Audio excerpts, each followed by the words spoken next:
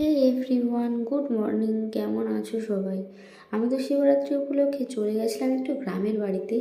আর গিয়ে সকালবেলা ঘুম থেকে উঠে কী করব কিছুই বুঝতে পারছিলাম না, যার জন্য ক্যামেরা অন করে তোমাদের সাথে একটু দেখা করতে আর গল্প করতে চলে আসলাম। মেয়ের শরীর খুব একটা ভালো নেই, ওর ঠান্ডা লেগে গিয়েছে প্রচুর। তো সন্ধ্যের কিছু আগের মুহূর্তে ওকে একটু জল আর বিস্কুট খাওয়াতে চাইছিলাম, কিন্তু ও এতটাই দুষ্টু, ও খাবে না, জল বিস্কুট খাবে না। ওর শরীর দেখে তোমরা বুঝতেই পারছো আশা করি যে ওর শরীরটা খুব একটা ভালো নেই, আগের থেকে শরীরটা অনেকটা ভেঙে গিয়েছে। তো ও শুধু বিস্কুটটা রেখে দিয়ে আসতে চাইছে, কারণ এই ধরনের খাবার ও এখন খাবে না। যদিও বাইরের খাবার খুব একটা দিই না, কিন্তু এখানে আসার পর থেকে সবাই ওকে এটা সেটা কিনে দিচ্ছে, আর ও বাইরের দোকানের খাবার খাওয়ার জন্য বায়নাও করছে।